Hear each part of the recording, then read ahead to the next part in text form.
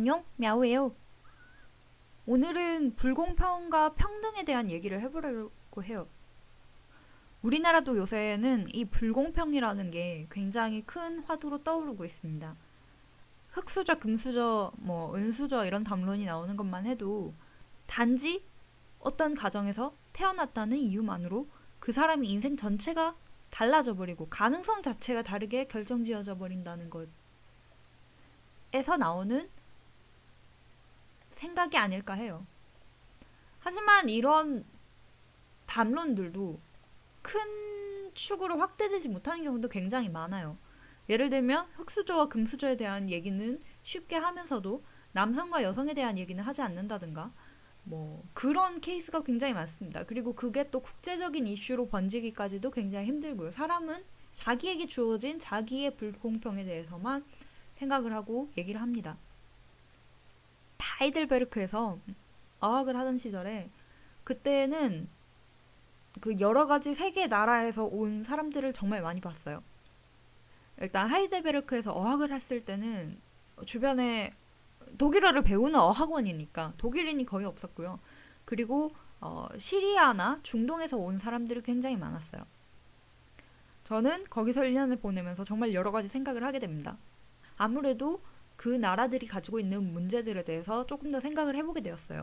예를 들면 옆방에 이집트 애들이 산다. 그러면은 이집트의 사회적 문제에 대해서 그냥 지나치는 게 아니라 쟤도 저런 나라에서 왔을까? 라는 생각을 하면서 그런데 태어난다는 거는 정말로 인생을 너무나도 많이 좌우한다는 생각을 합니다. 내가 어떤 나라에서 어떤 성별을 가지고 어떤 집에서 태어나는지가 굉장히 인생에 많은 좌우를 해요. 예를 들면 이집트에서 여성으로 태어나면은 이집트는 여성 할례 비율이 굉장히 높다고 해요. 그런 거를 당연하게 생각할 거고 내가 만약에 핀란드에서 태어나면은 그건 말도 안 되는 소리일 거고 그리고 또 1년 동안 제가 굉장히 항상 생각했던 주제 중 하나가 과연 어디까지가 인권의 침해로서 내가 혹은 어떤 개인 혹은 국가 혹은 비영리 단체가 개입할 수 있는 부분이고 어떤 부분이 그 나라의 문화적인 여건으로서 존중을 받아야 하는 부분인가에 대해서 굉장히 생각을 많이 했습니다. 예를 들면 여성 할례는 아시는 분들은 아시겠지만 여성 할례는 이제 클리토리스를 여성의 성감대를 도려내고 그다음에 여성의 외음부 부분을 꼬매서 결혼 후에 남편이 이걸 뜯어볼 수 있다고 해요. 그러고 난 다음에 다시 봉합을 하는 경우도 있고 그래서 생리혈이 안에서 썩는 경우도 굉장히 많고요. 여러 가지로 고통을 겪는다고 합니다. 이런 것들에 대해서는 어떤 인권의 침해로서 비판할 수 있을 것 같아요. 하지만 이런 식으로 하나하나를 놓고 보다 보면은 그 인권의 침해와 그 나라의 문화로서 받아들여야 되는 것이 굉장히 모호해지게 됩니다. 예를 들면 히잡 같은 경우에도요. 히잡을 쓰는 것이 그 나라의 문화로서 존중을 해줄 수 있다는 입장이 있고 그다음에 프랑스 같은 경우에는 히잡을 공공장소에서 쓰는 거를 금지했다고 하죠. 정확히 찾아보진 않았어요. 제가 들은 바로는 그래요. 그런데 그것도 또 이해가 됩니다. 왜냐하면 그 히잡이라는 것 자체가 여자만 쓰는 거고 그 여성에 대한 억압이고 여성이니까 머리를 함부로 이렇게 공공장소에서 드러내면 안 되고 이런 것들이 다 담겨 있는 거기 때문에 그러니까 어떤 쪽에서는 그거를 문화로서 인정을 해주고 있는 거고요. 어떤 쪽에서는 그것을 불평등으로서 인정을 하고 있는 겁니다. 그래서 똑같은 거에 대해서 다른 입장이 나타나는 거죠. 이거를 해도 된다? 하면 안 된다. 굉장히 어려운 얘기예요. 둘 다 납득이 되는 이야기고요. 그래서 제가 가장 최근에 내린 결론은 이렇습니다.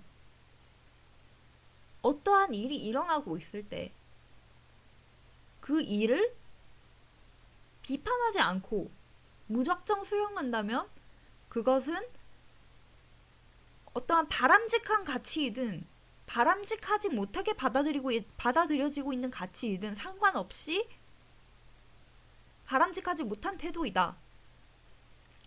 라는 것이 저의 결론이었어요. 예를 들면은 내 나라에서는 남성과 여성이 동등하게 대접받는 것이 너무나도 당연하고,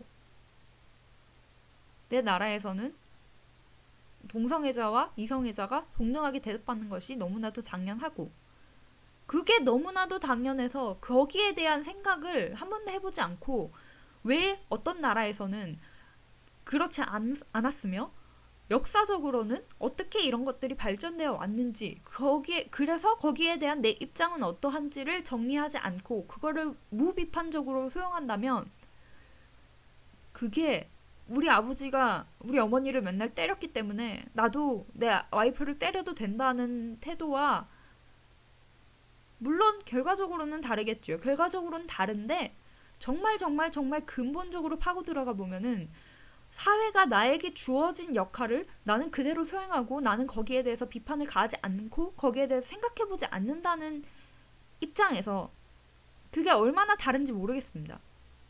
어떤 사회가 개인에게 가르치고자 하는 올바른 가치관과 올바른 정치관이 있다고 하면은, 그 개인을 그쪽 방향으로 인도하게 함과 동시에 그 개인에게 개인 혹은 집단 혹은 어떠한 개인이 겪을 수 있는 모든 가능성에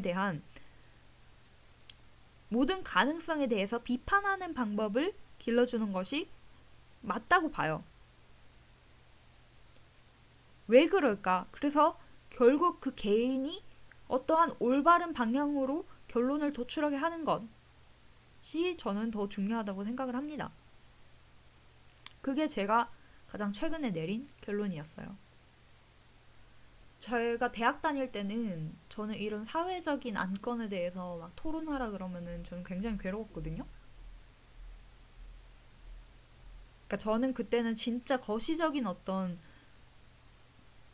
시각에 굉장히 집착하고 있던 때라서 어떤 사회적인 제도들이